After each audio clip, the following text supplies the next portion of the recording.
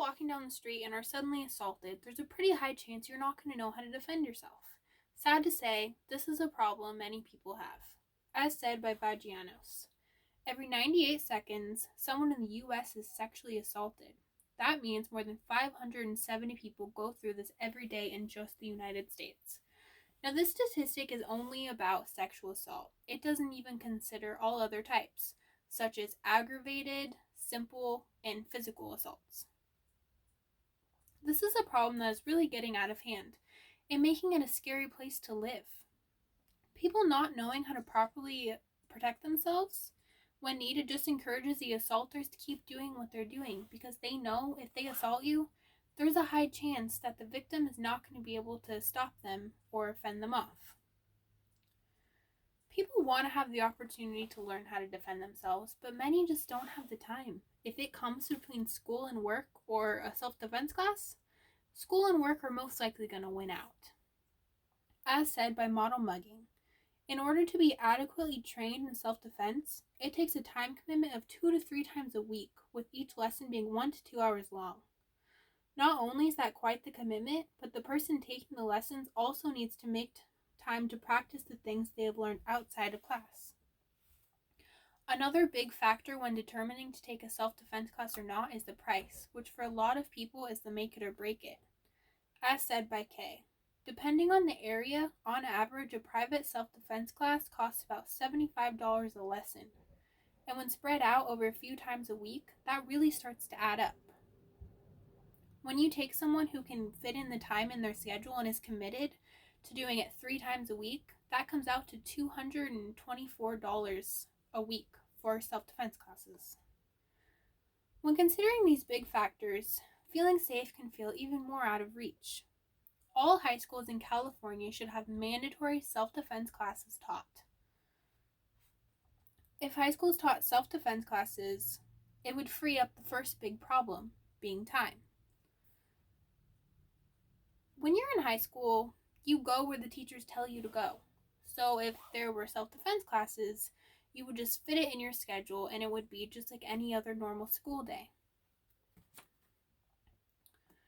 This not only would be immensely helpful in teens, it could also count as a PE class. As said by STEM, self-defense classes can offer exercise benefits such as muscle toning, strengthening, improved balance, and coordination, and an effective cardiovascular workout, which is a physical education with a little something extra. Then there is the other, and arguably bigger bonus to having these classes taught in high schools. It would be free. As mentioned before, a big problem in the self-defense business is the price. But when you're in high school, everything is paid for. So the teachers would provide everything to the students that was needed. While these young adults are learning to protect themselves, that is not entirely the whole point. As said by Physical and Psychological Power, the simple skills that can be taught via self-defense allow you to gain both physical and psychological benefits, while also learning a practical skill in safety. Now that all of the big problems have been addressed and solved, let's take another look at what would happen if you were assaulted.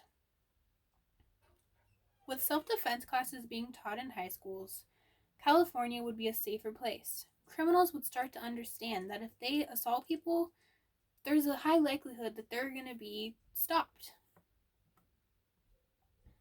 If people have the power to fight back effectively, it could take the fear out of doing everyday little things that sadly now put fear in people, such as walking down the street with a purse in your hand.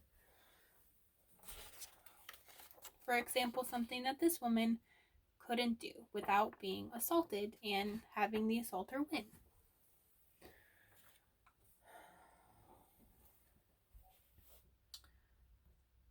Not only could crime numbers go down, people's confidence could go up, and in turn, their happiness go up because they would feel safer in their community. For this to be our new reality, I'm going to need your help.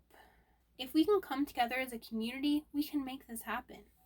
Every person's voice matters, so please, speak up. If you believe that making self-defense classes mandatory in all high schools across California, like I do, please get in touch with California Department of Education. Phone number is 916-319-0800. Mailing address is California Department of Education, 1430 North Street, Sacramento, California, 95814.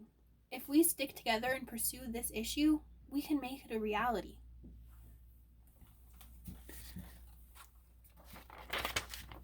And here is the information one more time on how to get a hold of them.